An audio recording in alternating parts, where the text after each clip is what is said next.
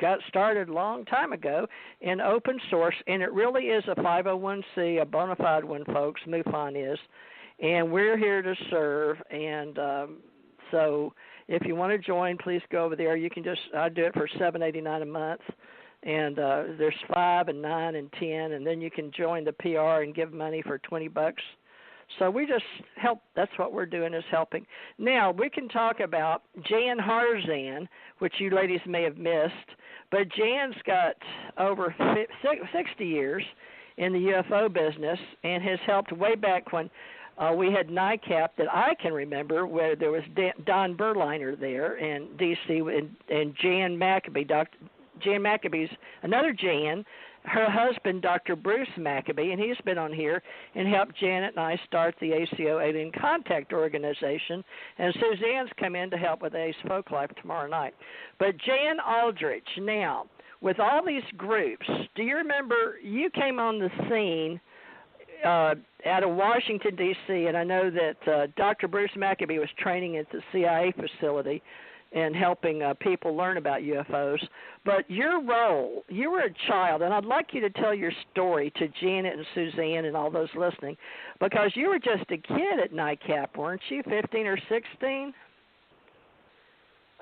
Well, yeah, I went to NICAP when I was, let's see, 1960. I met Richard Hall in NICAP, so that was the big one. What does that stand for? National something? National Investigations Committee on Aerial Phenomena. So aerial phenomena. Yeah, that's about 3 years after they were formed, and Richard Hall was assistant director then, and the very popular UFO author, Major Donald E. Keogh, was the director. And so during the summer, our family went on a tour of, well, my father was very interested in history, so we went to some of the Revolutionary War monuments, and we ended up in Washington, D.C., looking at some of those, and I asked him if I could go to NICAP, so he let me spend the afternoon there. So I guess I probably bugged Dick Hall all afternoon with talking to him, so he couldn't get any work done. But so he got to know you. Yeah, pretty he did. Good. So and I would try to do things like, send in newspaper clippings and go into old newspapers and copy things out. And at that time, we were copying things out by hand and then typing them up. So I did that kind of stuff. And, that's back when newspapers were really big, folks. Tell them how old that was when all the UFO stuff was in the newspapers, and I investigated some cases around where I lived. None of them were very big, although I went on one with a police officer from Meriden, Connecticut, and so after he got off work, we would go around and do some investigations, and since now this is remember, UFOs are pretty at this time there's like a lull in activity, and they're pretty much a butt of everybody's joke, so it wasn't the greatest time to be in ufology. And one of the officers at the Meriden Police Department had a UFO sighting, and it's typical Hynek type thing. He stopped at a stoplight, and he sees in the distance what looks like biplanes.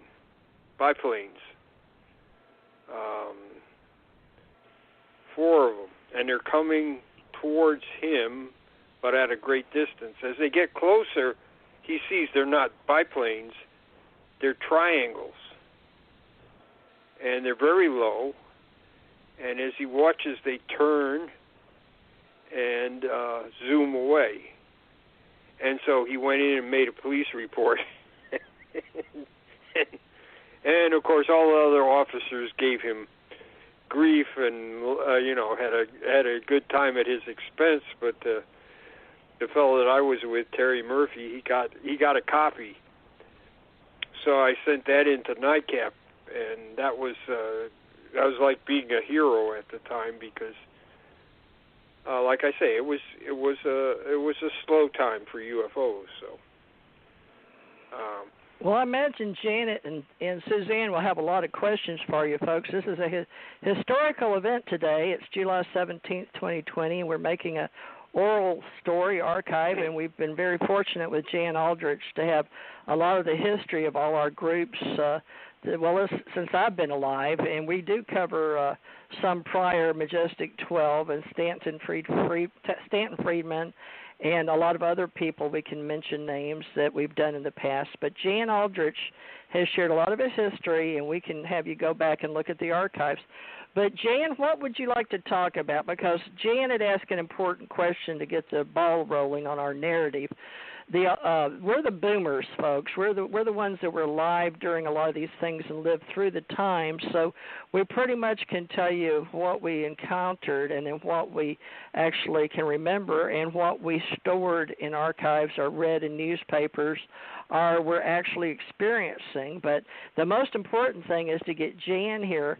And let's talk now, the MUFON coming, if you go to MUFON, Mutual UFO Network, you'll see where they have money they're taking in for the CUFOs and helping them as well, Jan. And you've been going over there.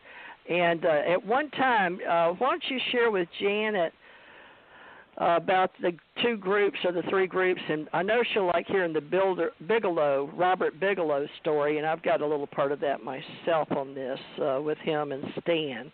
But where should we start with I'm always curious how Bigelow came in because people know when Captain McDonald was in last time, he was having to help with the money coming in for the 3 groups because you were part of that, weren't you? Or when they had it was MUFON, the Fund for UFO Research in Washington, D.C., and, of course, CUFOS. They formed like an overall organization called the Coalition for UFO Research. So and the thing is, all these groups had treasuries, and so they still have. They're still in existence, even though some of them are not really active anymore. But they're still in existence, and they still have treasuries. So everybody's got some money. Where they took in Bigelow he sponsored. That's what he did. He got the 3 groups together, and he said, "Look, I'm willing to fund some research if you can find some worthy projects." I believe he put in $35,000 of his own money. If my memory serves me correctly, I was in and all that during that time, but I'm believing it was $35,000 before he pulled out. But it had to do with if he was putting the money in, he wanted to control a part of it. Now, that's just hearsay. At first he didn't want. He said, "Listen, it's up to you guys what you want to do." But then he did, and he funded other projects. They had investigators that would go around and investigate current sightings. So he funded that, and he funded other things besides that. So at first, like I said, or like you said, he let the groups pick what their projects were. Now I have to say, 35,000 is that's too low. He you spent think a lot he put more in than more, that. or maybe he promised more? No, he put in more.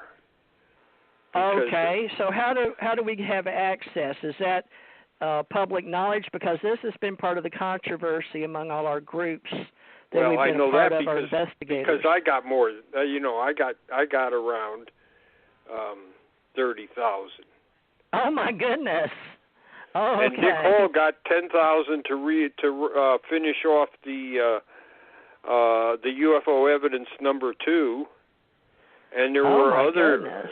So there were other things. So already and besides that, Bigelow contributed to the treasuries because he knew that having to do this research coalition thing, and he is pretty good about this actually.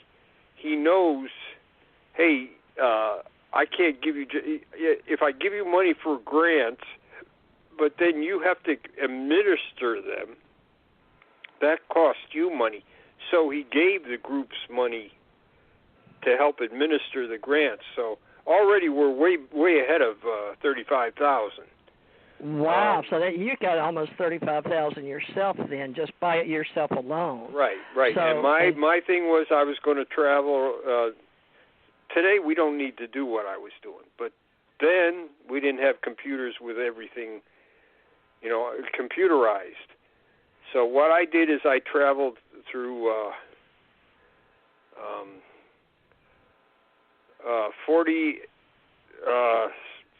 46 states and 5 Canadian provinces and Washington, D.C.